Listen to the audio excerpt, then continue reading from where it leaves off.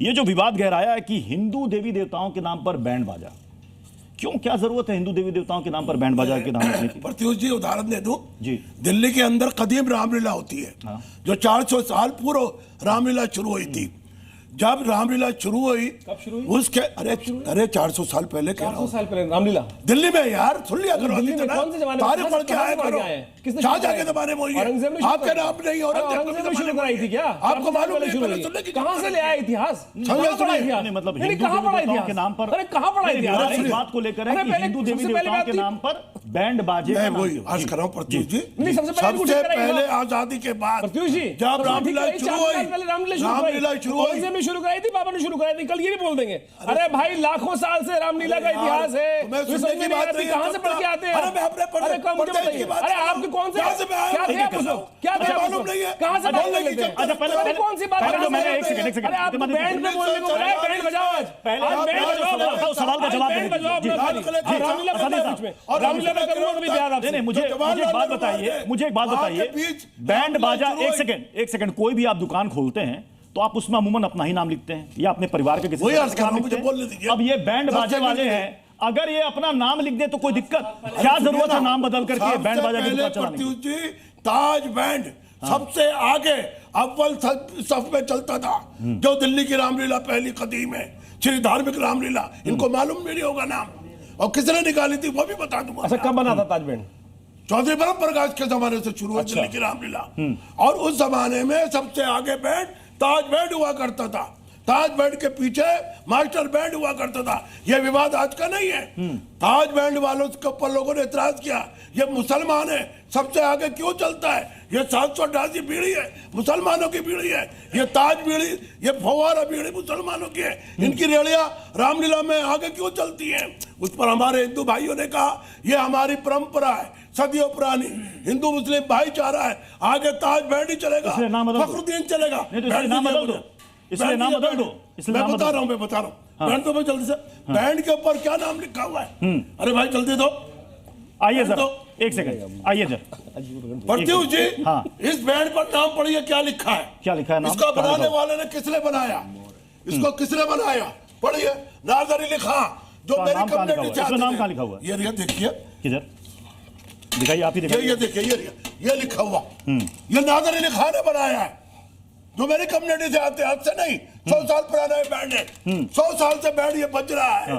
और जितनी भी हमारी रिपब्लिक डे होती है, 15 अगस्त होती है, विक्रमादित्य जी, ये इन्होंने, आइए पढ़ो, ये इन्होंने नाम लिखा है। पढ़ लो। कह रहे हैं कि इसमें नाम कहीं हिंदू देवी देवता का नाम तो नहीं लिखा हुआ है। पढ़ो क्या नाम दुकान, सवाल है कि फिर दुकान का नाम नफीर बजाने वाला ताज बैंड है। जी जी, बढ़िया, आप जरा फोकस करेंगे ना तो मैं कह रहा हूँ बहुत बढ़िया। आज इन्होंने ऐसी बात बोली, बहुत बढ़िया बात बोली, गैर इस्लामिक है। इसको छोड़िए, गैर इस्लामिक, ये परंपरा है। इस्लाम में बैंड बजाना, गाना गाना हराम है, हराम है। जितना मैंने पढ़ा, जितना मैंने समझा। एक सेकंड, अरे आप तो खुद कह रहे हैं, आपके मौलाना कहते हैं गाना बजाना हराम है, और उसके बाद आप ये बताना चाह रहे हैं कि ये किस प्रकार की कुछ बात है? मौलाना शहाबुद्दीन रिजवी का कहना है, एक सेकंड, बैंड बजाना हराम है, बता रहा हूँ। आप क्या बताओ, बैंड रख रहे हैं हिंदुओं के नाम पर, वो तो अलतकिया कर रहे हैं, वो तो अलतकिया कर रहे हैं साहब, अलतकिया कर रहे हैं। आपने कहा ना कि इस्लाम में बैंड बाजा हराम है। मौलाना शहाबुद्दीन रिजवी का कहना है बैंड बाजा, डीजे, ढोल, ताशे सब कुछ हराम है, और अगर कोई हिंदू देवी देवताओं के नाम पर बैंड बाजा की दुकान चला रहा है तो यह भी नाजायज। कारोबार को अगर आप इस तरीके से समझेंगे, अरे कारोबार है, अगर ये बताइए, अगर इस बैंड बाजा अगर कोई मुस्लिम समाज का कर रहा है या हिंदू समाज का कर रहा है, ये कारोबार है। अरे कारोबार है भाई, कारोबार से आपको बड़ी दिक्कत है। मुल्क के वजीर आज़म कहते हैं कि आत्मनिर्भर रहो। अगर ये बैंड बाजा भाई अगर एक समुदाय से होता है तो भाई आत्मनिर्भर हो रहे हैं, लेकिन आप लोगों को बड़ी दिक्कत होती है। बैंड बाजा आप ये कह रहे होगी या गैर ईमान वाली बैंड बाजे का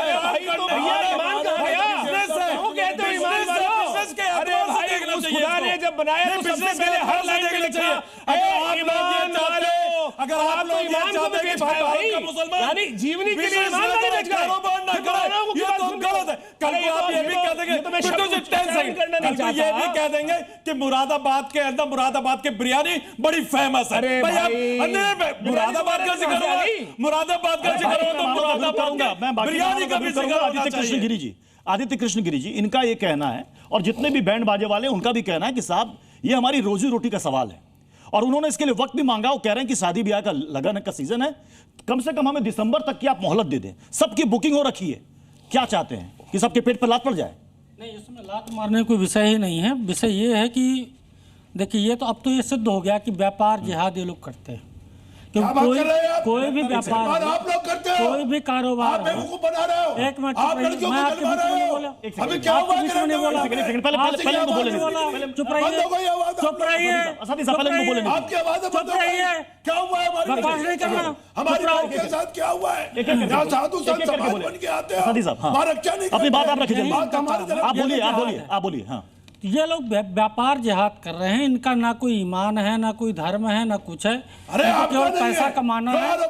पैसा कमाने के लिए, पैसा कमाने के लिए ओम नाम रख लेंगे, राम नाम रख लेंगे, श्याम रख लेंगे। वो जो बैंड की दुकान है ना, बैंड की दुकान का नाम क्या है? अब सवाल है कि बैंड की धुन इतनी अच्छी है, बैंड की धुन इतनी अच्छी है, अब इसमें धुन में भी बवाल हो जाएगा कि साहब ये इस्लामिक धुन है, ये सनातनी धुन है। मैं एक बार करना चाहूंगा अनिला जी का, बीजेपी के प्रवक्ता हमारे साथ जुड़े हुए हैं।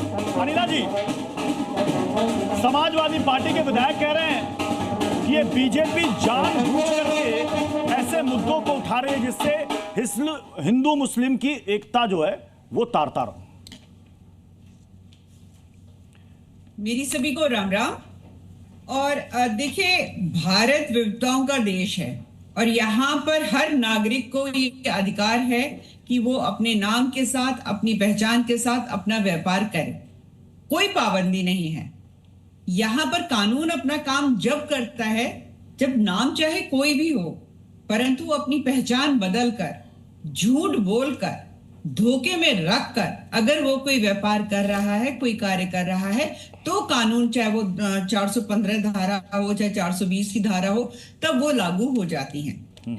शेक्सपियर की एक बहुत फेमस नॉवेल है जिसमें जूलियट रोमियो से कहती है, what is in a name. पर मैं भारत की नारी हूं और मैं जानती हूं everything is in the name. हमारे यहाँ नामकरण संस्कार होता है, नाम का बहुत महत्व होता है।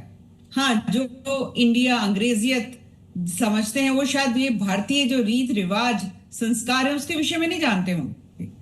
मैं ये कह रही हूँ कि इसमें कोई गलत बात नहीं है। आप अगर मुस्लिम हैं और अगर आपने कोई हिंदू नाम रखा हुआ है, कोई मुश्किल नहीं है इसमें। अगर आप हम हिंदू नाम रखकर, चाहे वो हमारी देवी देवताओं का है, क्योंकि वो तो आपकी रोजी रोटी हो गई, आपको तो सम्मान देना ही पड़ेगा।